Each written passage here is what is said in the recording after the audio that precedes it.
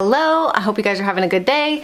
I wanted to take a minute to sit down and just chat a little bit about the 7 things that I do to bring me joy and keep me in a mental place of feeling joyful and thankful and grateful when life is crazy, when things are hectic and maybe out of my control in terms of the hecticness, right? Sometimes we choose the hecticness, sometimes we put things on our plate and we make our own life hectic, and sometimes it's just outside things that we can't control.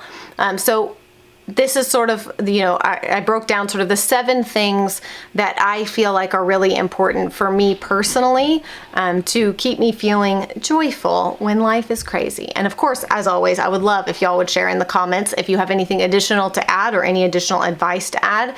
I think that would be very helpful, but yeah, I'm just going to jump in. So the first one is, don't sweat the small stuff. I think we are all very guilty of this, myself included. We can tend to harp on the little things, and I really have to pull back and ask myself, is this a character issue in one of my children? Is this a heart issue that someone's dealing with? And if the answer to that is no, then I try my best to set it down, walk away, and move on. My sister and I have talked about this before. We don't love the phraseology of pick your battles, but it is kind of that thought process. Obviously, we'd like to not view our relationships with our children as war and battles, but it is to make choices about the things that you are going to harp on, insist on. And for us with 8 kids, that's incredibly important. We cannot micromanage every single behavior, every single decision. So we really have to ask ourselves, heart issue, character issue, or just bad choice in the moment kind of thing, and we can move on from it without sweating the small stuff constantly. The second one is teamwork with your spouse. We talk about this probably a little too often, I suppose, but it's so important and something that we have strived towards the entirety of our marriage. We haven't always done it well. We are absolutely guilty of blaming and finger pointing and being upset with the other person and in many cases keeping tabs of all the things that one's doing and the other isn't, and vice versa. But it's really important to approach all of the craziness of our lives with an element of teamwork. Not just with your spouse, but with your family, with your kids too. The older your kids get, the more they are capable of understanding, arguably from toddlerhood, they're capable of understanding that teamwork is important and we work together, and why we work together and why it's so important. And I think it is one of the most curious elements of our family that people seem to really have a hard time grasping. There is absolutely this element where people assume because I'm the mom and I'm the one posting things or whatever, that I'm the only one responsible for or doing these things. So they will always say, I don't know how you do all these things. Why do you have so much? Why do you put so much on your plate? Why do you bite off so much? Without recognizing that it's an entire teamwork. That's the framework of our family, is that we're a team and we do these things together and we make a lot of these decisions together as far as how our home flows and functions and everything. So we're always working together. It's never just me and all landing on my plate for the most part. I mean, obviously we know as moms there are things that we carry that others in our house do not. But if everyone else is contributing, then it can make that load manageable, even the invisible mental load manageable, if everyone else is contributing as well. So the third thing would be to simplify. This is something that, like I said, I've gone through periods of my life where I felt like I've been really good at. I am getting back into it now, which makes me so happy because it is a huge factor in my everyday happiness. Is if I simplify my things, I have less to clean up. If we simplify toys, there's less mess to make. If we simplify our meal planning process, it makes it so much easier to meal plan, grocery shop, cook, and get things done. If we streamline and simplify things, it just makes so much of the function of our life easier. And part of that goes with simplifying is that, being willing to understand that it goes to all areas, right? Are you involved in a ton of things outside of your home? What can you simplify? Just really going down and, like we talked about in the other video, making the list of the things that matter most to you and are most important, and simplifying and paring down the things that don't make the cut, so that you feel like you have margin in your life and that it's not just constant running ragged. The fourth one is what I refer to as me time and we time.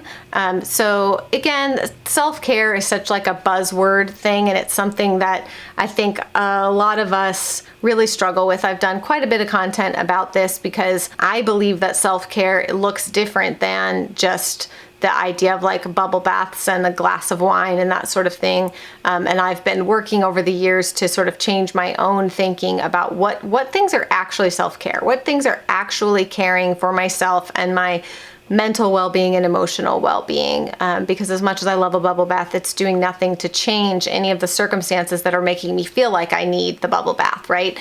Figuring out what those things are and carving out the time for yourself for some things that perhaps need to be done to lessen that load on you overall. There's a post I shared a while back, and I can try to find it and reattach it here in the comments or something, talking about, self-care maybe is addressing things head on. So, and then of course, we time is time with your spouse. I've talked about this again ad nauseum, that I think that time is so important, and that it does not have to be, and it was not for us for a very long time, and still isn't for us, regular date nights and getting babysitters and going on trips alone or going on date nights alone all the time or anything like that. Over the years, we have had the opportunity to do those things occasionally, but it's certainly not anything regular. So for us, it is truly a carve it out in the time that we have and figure out how to do that at home, how to spend that time together. And it's something that we just have to be intentional about, time together, to kind of recenter and keep our relationship at the forefront, so that it keeps that strong foundation for our family. Number 5 is to create structure where you need it. I'm a very free-spirited kind of person who does not like structure, does not like schedules. I'm like fly by the seat of my pants, whatever. And because most people are not like that, it can be very frustrating to both be married to me or be in a working relationship with me or any of those things, because most other people need some more structure, whereas I'm just like, let me see what I feel today. What do I feel today? That's what we're going to do. That's what I'm going to talk about.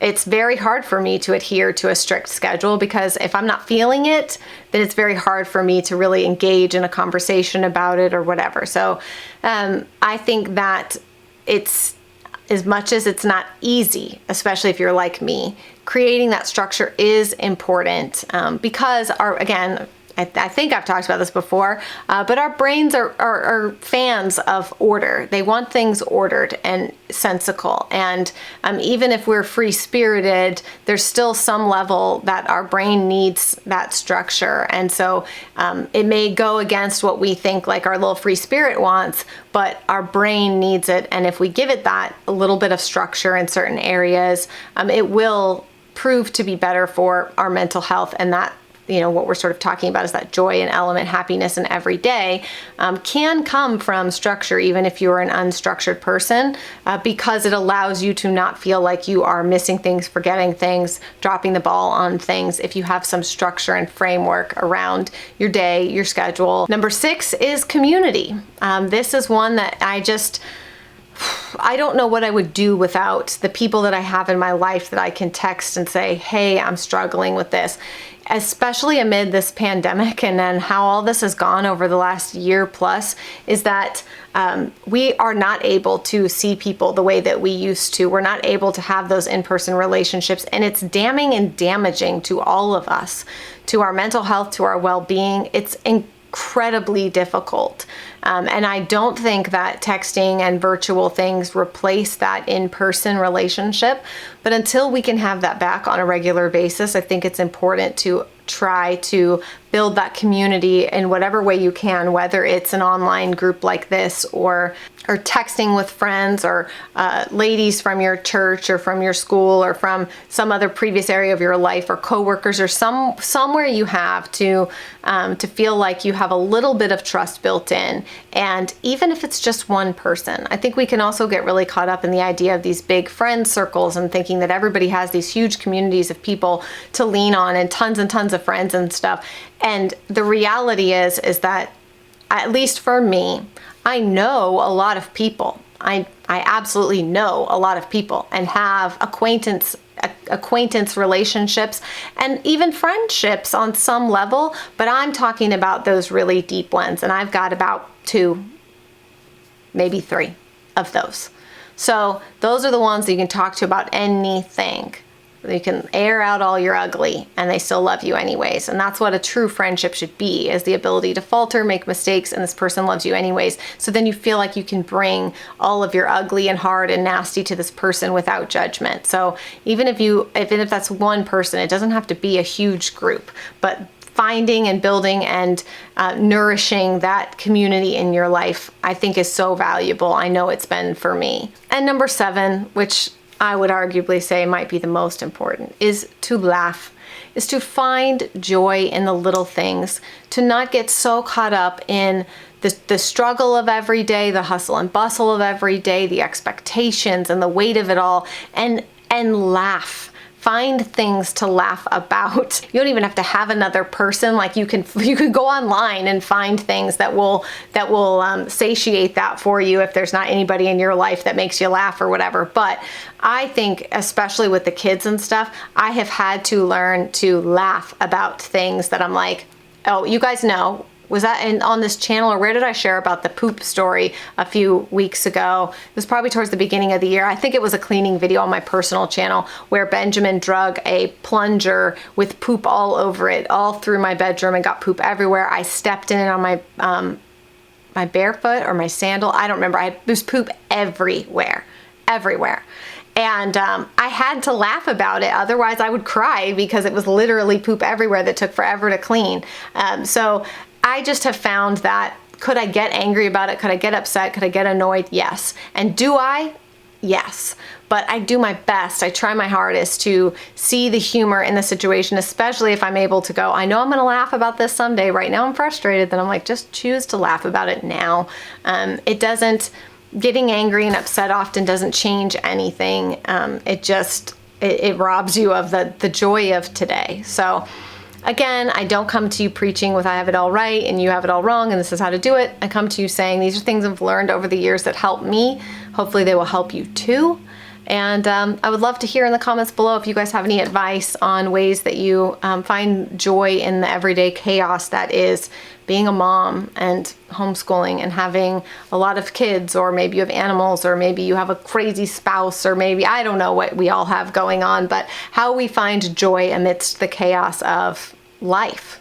So that's it for me today, y'all. Bye.